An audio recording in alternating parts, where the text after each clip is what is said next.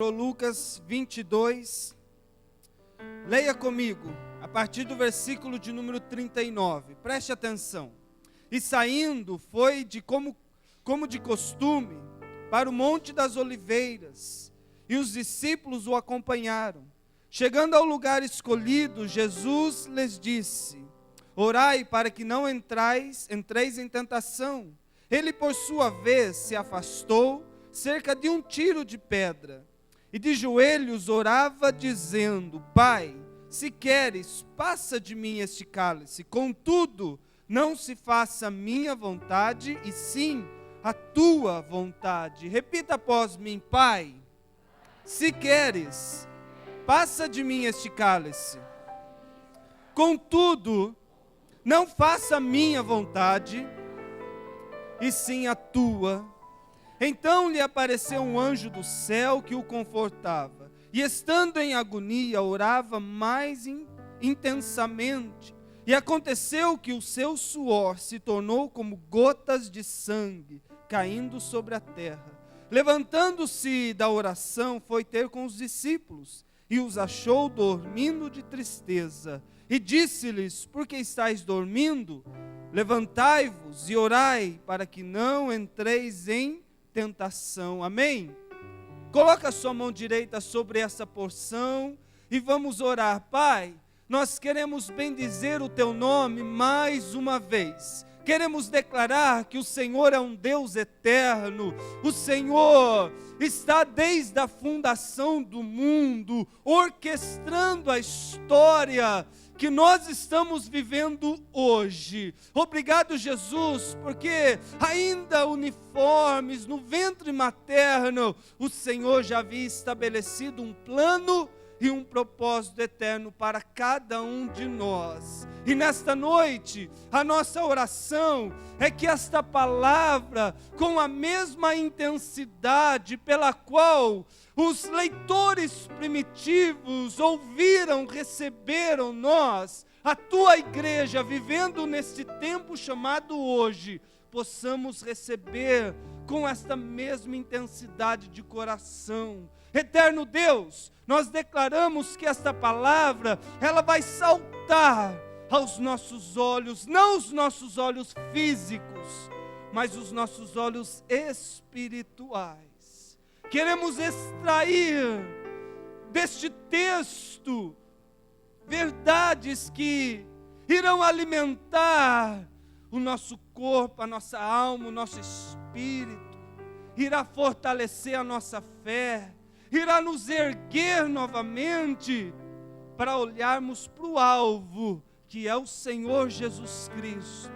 Obrigado, Deus, porque o teu Espírito está neste lugar. Que venha o teu reino e a tua vontade seja feita no meio de nós, assim como é no céu, aqui na terra. Esta é a nossa oração, em o nome de Jesus. Amém? E graças a Deus. O Senhor é bom, a sua bondade, desde a fundação do mundo, tem orquestrado a história que nós estamos vivendo hoje. Ainda que eu e você não vejamos, ou não conseguimos enxergar, o Senhor, através do teu Espírito Santo, está guiando e orquestrando a história que eu estou vivendo, a história que você está vivendo. Nada, absolutamente nada, é capaz de sair do controle do nosso Deus. A Bíblia diz que Ele governa do alto céus, Ele governa a terra, porém, os céus são os céus de Deus, mas a terra Ele deu aos seus filhos, Ele deu a mim, Ele deu a você, para que através do seu governo, a igreja dele estabelecida aqui na terra governasse da forma que Ele quer que nós a governamos, porque Ele nos deu poder e autoridade para caminharmos em novidade de vida continuamente.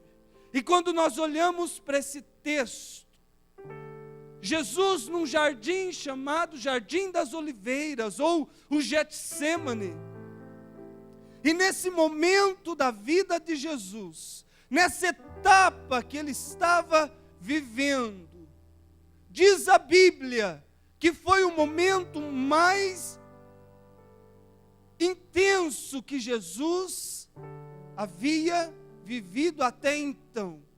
Esse momento do Getsêmani, ele foi um momento de terrível sofrimento e angústia interior que Jesus, como homem, ele estava passando. Era uma estação, porque o que havia de vir era muito mais do que o homem poderia imaginar. Jesus estava apenas a dias, a momentos de realizar o maior ato da história humana, que era a cruz que Deus havia determinado para ele. Era por isso que ele passou nesse jardim por um momento terrível de angústia, ao ponto de suar, ao ponto dos seus poros sair gotas de sangue, porque o que estava apenas à frente era algo glorioso. Todo momento, antes de nós alcançarmos qualquer vitória, uma crise terrível, ela se instala ao nosso redor, ao ponto de querer nos fazer desistir. Muitas pessoas, elas desistem ao longo da sua caminhada, não porque elas não tenham fé, ou porque elas deixaram de acreditar num Deus que é capaz, mas porque a crise foi tão intensa, que abalou a sua fé, e que fez dela desistir, porque talvez ela não entendeu o momento que ela estava vivendo, ou aquilo que estava antecedendo a sua vitória. Essas fases, esses momentos que eu e você passamos, eles determinam muitas coisas nas nossas vidas. E nós estamos passando por um momento que vai determinar muitas coisas, não somente nessa nação, não somente na nossa vida, em nossas vidas pessoal, na nossa casa, na nossa cidade, na nossa igreja, na nossa nação. São momentos desafiadores, momentos de não desistirmos. Essa é a palavra certa, não desistir. E é isso que eu quero conversar com você esta noite. Não desista. Não desista do teu sonho. Não desista da tua casa. Não desista dos teus negócios. Não desista do teu trabalho. Não desista deste Brasil. Não desista da sua raça brasileira. Não desista de quem você é. Mesmo que pareça a crise estar nos abalando de todas as formas, nós não podemos desistir, porque a nossa desistência, ela dá vitória a Satanás, mas a nossa ousadia, ela nos coloca no nosso destino eterno. Abraão passou por um momento na sua vida que ele precisou fazer uma decisão. Em Gênesis 12, Deus deu a ele uma palavra e disse: Abrão, até então era chamado de Abrão, sai da sua casa, sai da sua parentela e vá para uma terra que eu lhe mostrarei. E essa terra, ela é uma terra que mana leite e mel. Era um momento que havia aberto na janela do tempo na vida de Abraão. Ele poderia ter olhado para a sua situação e dito: mas Deus, eu não te conheço, os meus olhos não te veem, eu não sei quem tu és na verdade. Como poderei eu tirar a minha família da minha parentela e ir para um lugar onde nem sei onde será esse lugar? mas pela fé ele decidiu. E Deus disse 3 coisas para ele: eu te farei uma nação, eu te abençoarei e eu te engrandecerei. Abraão não tinha mais nada a não ser a palavra de um Deus que ele não conhecia até então. Ele tinha apenas uma promessa. Ele poderia ter decidido e ter tido uma atitude de: eu não irei, porque eu vou aonde eu vejo, eu não estou vendo, então eu não posso crer.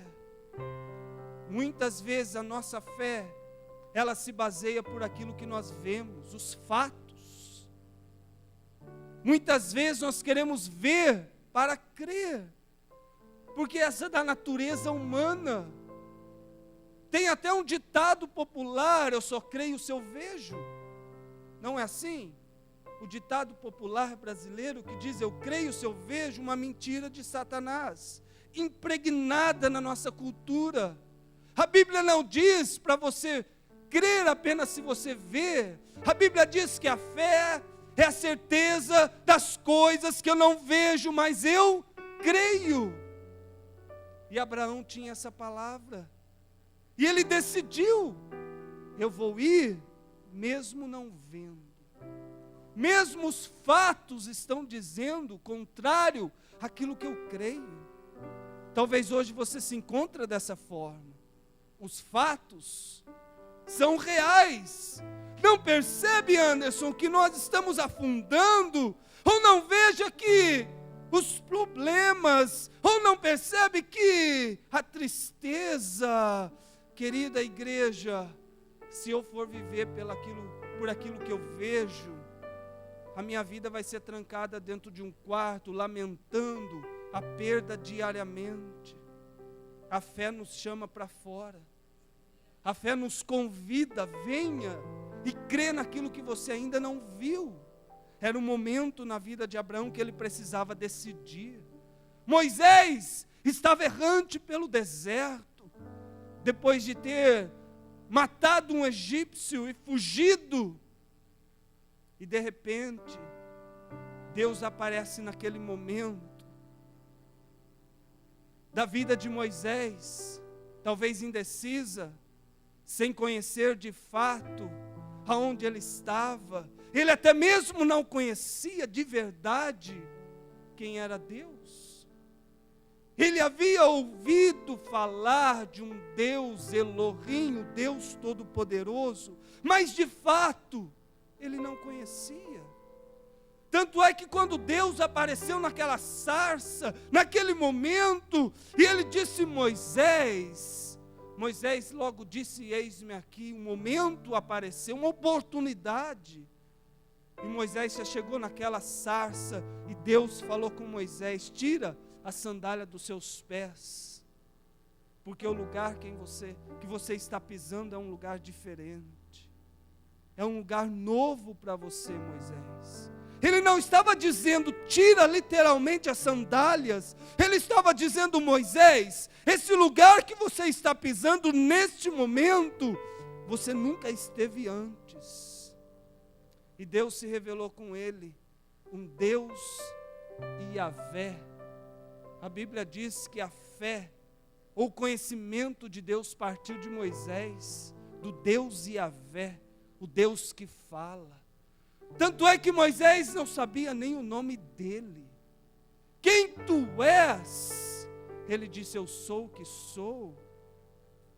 Eu enxerguei a situação do meu povo, Moisés, mas exige de você uma decisão, uma atitude. Esse lugar que você está, Moisés, é confortável. Você conhece esse deserto, essas montanhas, essas pedras de verdade, mas o lugar que você está adentrando nesse momento, você não o conhece.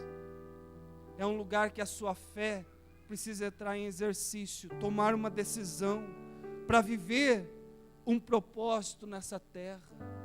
Moisés, não desista. Ainda que Faraó Não deixe o meu povo ir, Moisés, não desista. Continue, porque a sua obediência irá produzir fé, e a sua fé irá produzir milagres.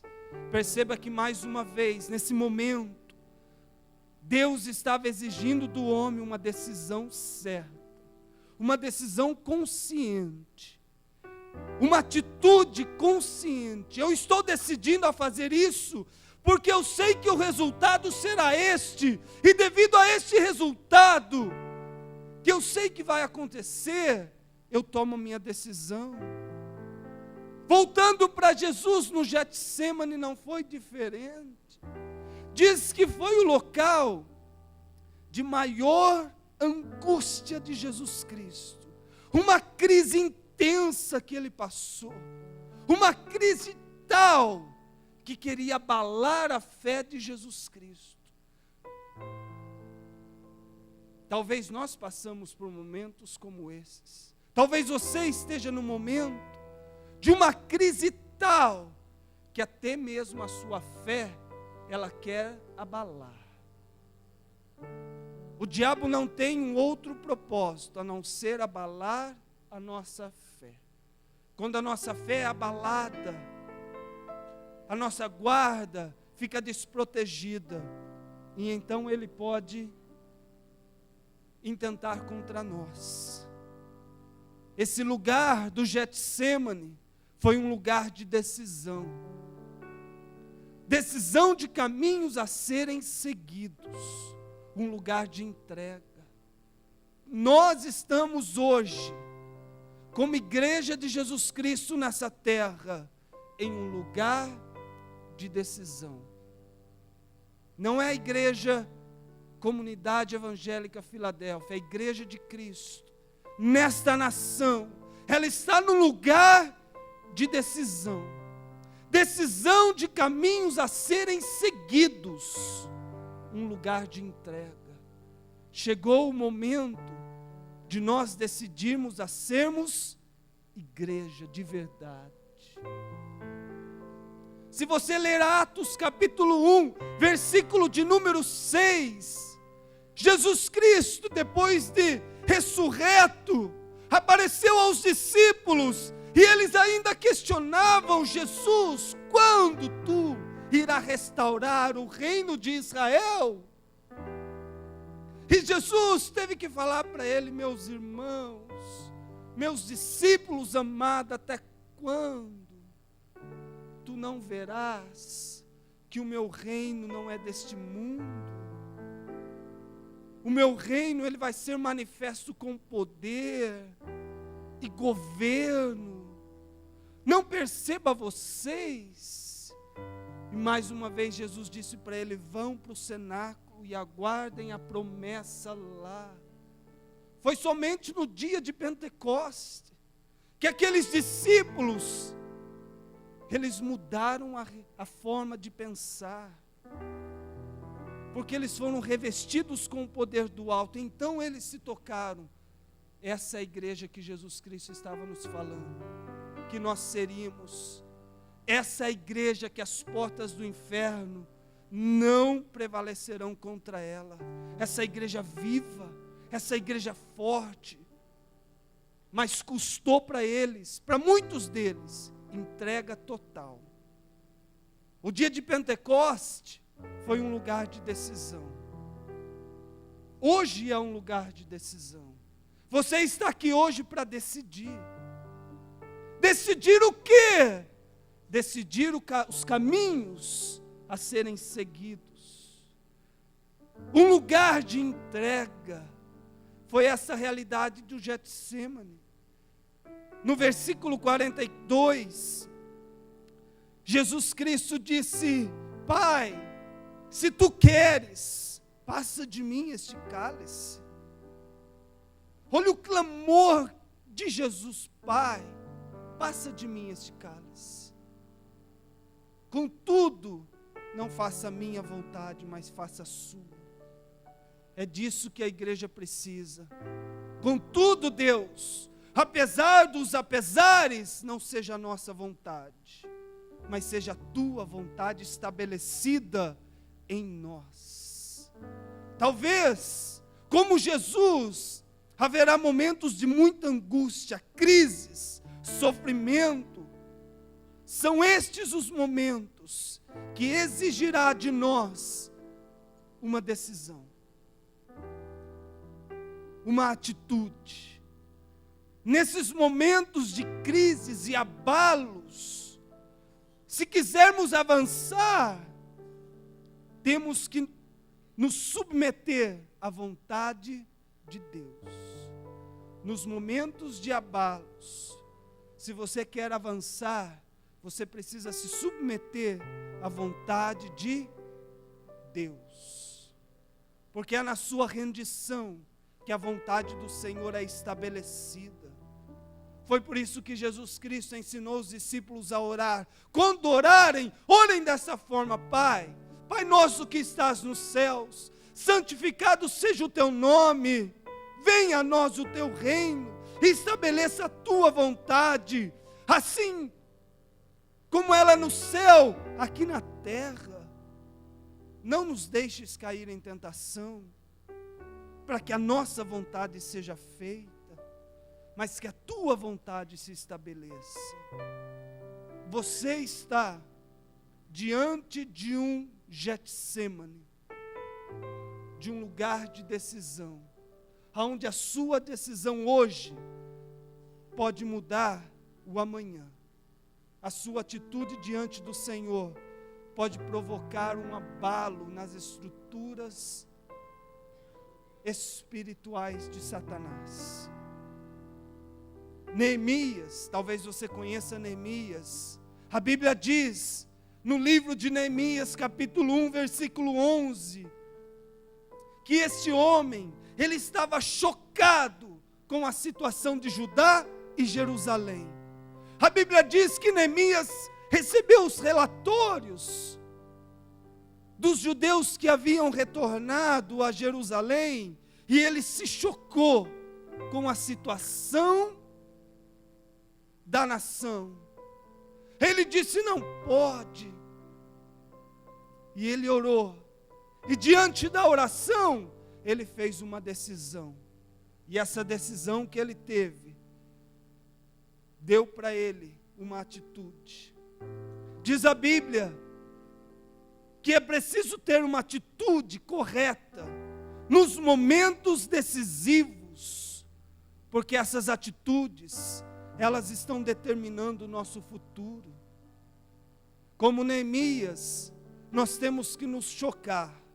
Se a situação política que nós vivemos como nação hoje ainda não te deixou chocado, você precisa dar um chacoalhão em si mesmo e se chocar com ela e tomar uma decisão.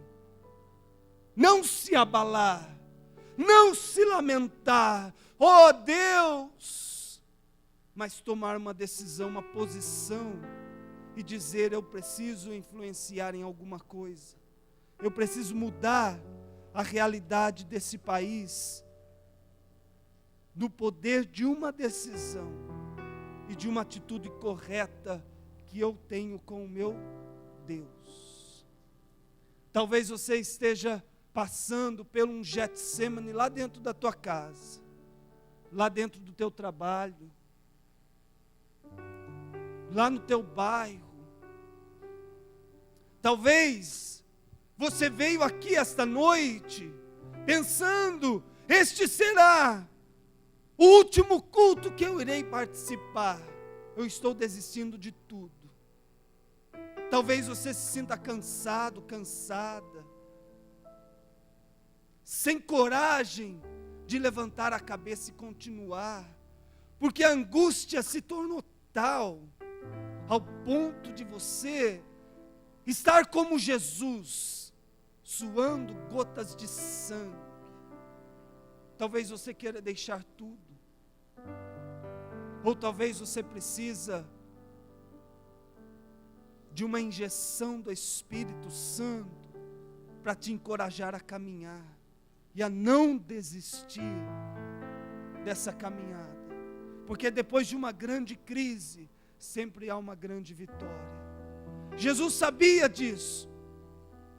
Ele tinha certeza, até que em Marcos, capítulo 1, versículo 38, ele disse para os seus discípulos: eu sei para que eu vim a este mundo. Eu preciso fazer aquilo que o meu Pai quer que eu faça. Ele tinha um alvo na sua mente. Ele tinha um alvo na sua mente. Dois fatores, ou fatos fundamentais do Getsemane. O primeiro deles foi uma tentativa violenta de Satanás de desviar Jesus da sua missão e do seu propósito. Não confunda a palavra missão com missões. Nós confundimos elas. Missões não é missão. Missão é aquilo que todos nós temos. Todos nós somos chamados para uma missão: refletir a glória de Jesus Cristo nessa terra.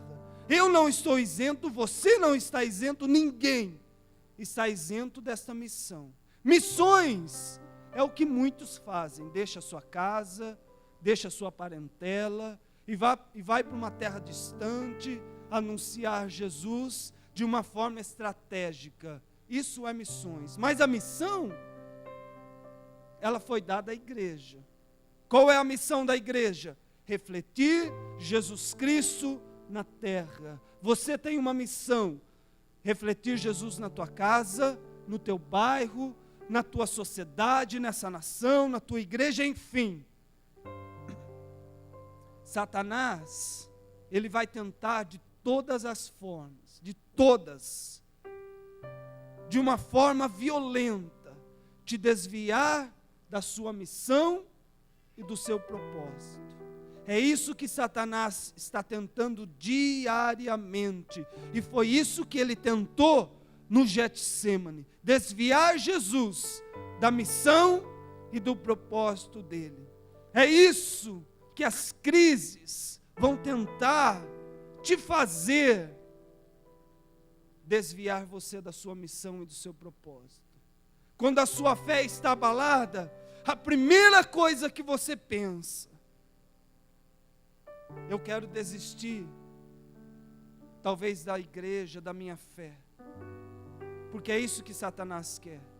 Quando ele consegue fazer você desviar da sua missão e do teu propósito, você perdeu o objetivo de vida. Se tudo que Jesus Cristo fez naquela cruz fosse nos salvar, porque ainda estamos aqui na terra. Se o plano de Deus era para que você fosse salvo apenas, salvo você é, amém? Se esse fosse o único plano de Deus para você, por que você ainda está aqui? Por que eu ainda estou aqui? Porque a salvação é parte, ou a salvação nos coloca nos caminhos ou no propósito de Deus. A salvação não é o propósito final, ela é o início de uma caminhada cheia de propósitos. E é isso que o diabo quer te desviar. É isso que ele quer tirar a nossa atenção da nossa missão e do nosso propósito. Foi nesse jardim que Jesus tomou uma decisão: Pai, não seja a minha vontade, mas seja a tua. Houve um outro momento, no início da história, num jardim também, chamado Jardim do Éden, onde Satanás veio contra o homem. Só que naquele jardim, a história foi diferente. O homem preferiu a sua vontade do que a vontade de Deus. Quando Satanás, ele apareceu naquele jardim em forma de uma serpente, ele estava desejando que o mundo dele entrasse dentro do homem, através de uma decisão. Quem tinha o poder de decidir? Permitir que Satanás adentrasse, ou permitir, ou dizer a ele: não entra, porque aqui você não tem parte. O homem, Adão e Eva, pecou, errou, Satanás adentrou a sua vida, e duas coisas que ele trouxe: vergonha e culpa. Adão e Eva não perdeu Deus, tanto é que eles pecaram, e Deus veio ao jardim conversar com eles. Mas eles perderam três coisas: a presença, o poder e a autoridade. Eles perderam a comunhão, o relacionamento, a comunhão e o relacionamento. Eles perderam a identidade. Eles passaram a serem errantes por esta vida, e eles perderam o governo que Deus havia dado para eles. Você vê que o diabo não distanciou o homem de Deus, mas ele distanciou o homem de um relacionamento com Deus. Porque quando ele nos distancia desse relacionamento, a nossa fé vai minguando, e nós vamos nos abalando por qualquer crise à nossa frente, e não passamos a não desfrutar mais de um relacionamento vivo com Deus. E o que o diabo queria? No jardim do Getsêmani, afastar Jesus de um relacionamento, abalar a fé de Jesus ao ponto dele decidir que a minha vontade seja feita. Só que a decisão de Jesus foi diferente. Ela disse: Pai, a tua vontade vai ser feita, mesmo que, ainda que aquela cruz me aguarda dentro de alguns dias, mas a tua vontade vai ser feita, não vai ser a minha. Normalmente, em tempos de crises e abalos, nós desejamos que a nossa vontade seja feita, os nossos caminhos, as nossas estratégias. Mas eu quero lhe dizer nesta noite, que você precisa aprender a dizer: Pai, seja feita a tua vontade, não a minha. Porque se dependesse da minha vontade, eu já tinha dado cabo em tudo quanto é coisa que aparecesse na minha frente. Mas a tua vontade é diferente da minha. A minha vontade é me vingar daquela pessoa que me maltratou com a minha própria força. A minha vontade é pegar aquela pessoa ABC e dar para ela uma lição. A minha vontade é dizer tantas coisas. A minha vontade é de fazer um reboliço daqueles que fizeram mal contra mim. Mas não seja a minha vontade, seja a tua vontade. O tempo mais difícil de você tomar uma decisão é em tempos de crises e abalos. Porque é quando você toma decisões erradas. E Jesus Cristo quer que nós tomamos decisões certas. A segunda coisa que aconteceu nesse jardim foi um ato de confiança na força de Deus, para que a sua vontade fosse feita. Perceba que o diabo tentou desviar Jesus, mas Jesus teve um ato de confiança na força de Deus, para que a vontade dele fosse feita, e não a de Jesus Cristo. A vitória é certa para aquele que experimentou a força da oração e o poder de uma decisão. Olhe bem o poder da sua decisão, os abalos que ela podem causar dentro da sua casa, na sua igreja, nesta nação. A nossa decisão pode mudar realidades espirituais. Quando eu decido não pecar mais, quando eu decido não me vingar mais, quando eu decido não andar pelos meus próprios caminhos, o poder da minha decisão abala o inferno inteiro. Não é o poder da decisão conjunta, é o poder da decisão individual. eu posso decidir hoje a não andar mais erradamente nos caminhos do Senhor.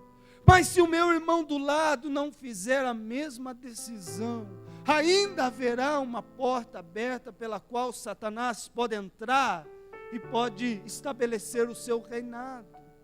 É por isso que a Bíblia diz que não podem andar juntos duas pessoas que não têm concordância entre aquilo que ela fala. Dois pensamentos não podem andarem juntos. Eu preciso decidir, você precisa decidir hoje, ser a solução, a resposta que o nosso povo precisa.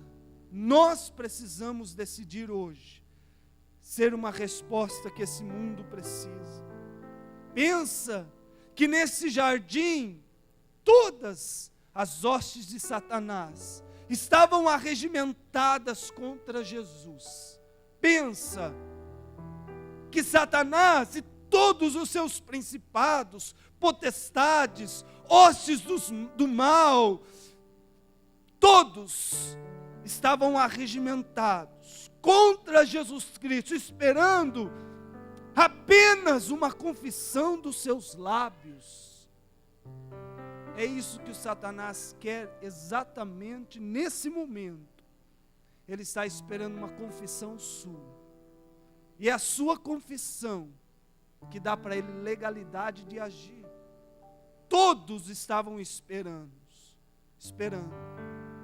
Os discípulos insensíveis estavam dormindo, não estavam atentos à batalha que estava acontecendo naquele momento. O sangue pingava dos poros de Jesus. Ele pensava, o traidor está iminente, toda a guarda romana está posta para me prender. Todos estão esperando uma confissão, apenas uma decisão minha. Contudo, Jesus Cristo mostrou que a submissão à vontade de Deus dá força necessária para ele para suportar os grandes fardos da vida. Esse é o princípio claro do encontro ou do momento do jardim do Getsêmani. Jesus mostrou que a submissão à vontade de Deus dá força necessária para ele suportar os grandes fardos da vida. Como que eu irei suportar os fardos dessa vida? Submeta-se a Deus. Renda-se a Deus. Porque é na sua rendição que Ele faz da sua vida uma vida diferente nessa terra. É disso que nós precisamos. São desses momentos, dessas portas que estão abertas nesse exato momento. Uma linha imaginária que eu preciso decidir nesse exato momento. Qual a confissão que eu vou dar diante desses abalos que estão acontecendo ao meu redor? O que é que o mundo vai ouvir dos meus lábios nesse momento? O que é que esta crise vai escutar dos meus lábios? O que eu vou dizer para esse mal que fizeram contra mim? Qual é a resposta que eu vou dar hoje para a situação que eu estou vendo ao meu redor? O mundo inteiro, diabo e seus demônios estão olhando nesse exato momento, esperando apenas isso. Uma confissão, uma palavra, algo dito, algo falado, porque o diabo não tem poder sobre os teus pensamentos, mas ele tem autoridade naquilo que você fala, e a decisão dos seus lábios dá para ele legalidade ou não. Foi por isso que ele precisava de uma confissão de Adão e Eva. Coma, pegue essa fruta, coma. Talvez Adão e Eva poderia ter vontade de comer, mas ele precisava de um ato. Ele estava esperando. Era num jardim, era um momento decisivo, e Satanás estava esperando uma confissão. E o homem deu para ele aquilo que ele queria. E você? E eu? Qual é a resposta que nós vamos dar nesse jardim do Getsemane? Eu vou ser ousado em dizer que este momento do Getsemane, ele foi talvez mais importante do que a própria cruz. Porque se não fosse esse momento, talvez a cruz não teria existido. Porque só houve uma cruz, porque houve uma decisão certa. Se como homem, mesmo sabendo que ele tinha uma missão e um propósito, ele tivesse decidido a não chegar até o propósito, talvez nós não estaríamos aqui hoje. Mas ele confessou uma decisão certa. E é isso que você precisa ter, uma decisão certa. Nós estamos numa batalha, e essa batalha exige de nós uma decisão. Você está numa batalha, e isso exige de nós uma confissão. Você está numa crise, e isso exige de nós uma confissão. Hoje de manhã, o Senhor me deu uma palavra, e Ele me disse, e eu disse à igreja logo no início do culto, de que muitas pessoas estavam caminhando pelo caminho, mas elas davam mais atenção para as pedras do que para o alvo que elas estavam caminhando. Como se nós estamos caminhando, mas parece que existem obstáculos, pedras à nossa frente, que têm cativado a nossa atenção, e nós temos dado tanta atenção para essas pedras de tropeço, que estão nos fazendo esquecer do propósito, pela qual Deus determinou para você, igreja do Senhor. Enquanto você estiver olhando para as pedras do caminho, você nunca vai chegar no propósito. Enquanto você estiver olhando para aquelas coisas que se levantaram contra você, você nunca vai chegar lá. Porque parece que as crises, os abalos, eles são mais importantes do que o alvo. Aconteceu algo, Deus e o mundo sabem. A crise se alojou lá onde eu trabalho. Eu fico tão apavorado que eu anuncio para todo mundo. Parece que as coisas, as crises, os abalos, eles se tornaram mais apreciados do que o alvo pela qual você foi chamado. A sua história já está escrita. O final dela já está escrito. Está na Bíblia. Não sei se você já leu Apocalipse capítulo 17, versículo 14. Abra sua Bíblia neste versículo. Isso é o final da sua história. Ela houve um começo, e esse começo foi espetacular. O mais importante você está vivendo agora. E é esse dia chamado hoje que você precisa decidir. Olha a sua história lá, escrita.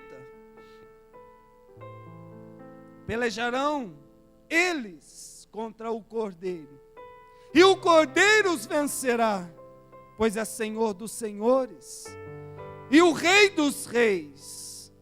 Vencerão também os que decidiram, os chamados, os fiéis, os que se acham com Ele. A nossa história está lá. O final da sua história está determinado. Você irá vencer com o Cordeiro. nada poderá mudar essa realidade. Talvez o momento que você esteja vivendo, você possa dizer, essa realidade está distante da realidade pela qual eu estou vivendo. Talvez é porque você precisa decidir hoje, mudar de realidade. Talvez você não entregou a sua vida para Jesus, tem vindo à igreja, escutado, ouvido, mas ainda não fez uma decisão de entregar por completo a Jesus Cristo. Talvez hoje seja o dia. Talvez você entrou aqui pensando em desistir de algumas coisas da sua vida. Talvez hoje seja o dia de você dizer, eu não vou desistir não. Talvez você esteja pensando em desistir da sua própria família, do seu trabalho, dos seus amigos. E hoje é o dia de Deus dizer para você, não desista não. Faça uma decisão de não desistir. Talvez você queira desistir até mesmo da sua igreja. Talvez você entrou aqui hoje dizendo, será a última vez que eu vou entrar naquela igreja, porque lá eu não volto mais. E hoje o Senhor está dizendo, não desista não. Tome uma decisão lá dentro da tua casa, porque a sua realidade pode ser mudada, porque Ele está nesse lugar. Ele já estabeleceu a sua história. O que você está vivendo agora é apenas reflexo daquilo que você irá viver. As lutas que você está passando agora são apenas momentâneas, porque o que está por vir é maior do que aquilo que você está vendo hoje. Enxergue lá adiante. Se você olhar para o hoje, você não vai conseguir ver o que está adiante. Levante a cabeça. A igreja de Cristo precisa levantar a sua cabeça e tomar a sua posição aqui nessa terra e dizer, nós somos de Deus. Eu não me envergonho da fé que eu carrego dentro de mim. Eu não tenho vergonha daquilo que eu sou. Eu sou de Deus. Olha para a pessoa que está aí do seu lado e diz para ela, eu sou de Deus. Olha para a pessoa do outro lado, olha para todos e diz, eu sou de Deus. Eu sou de Deus. E eu não abro mão de Deus. Mesmo que esse Getsêmani parece nunca acabar. Mas faça hoje, decida hoje, falar, não seja a minha vontade, Deus, mas a tua vontade.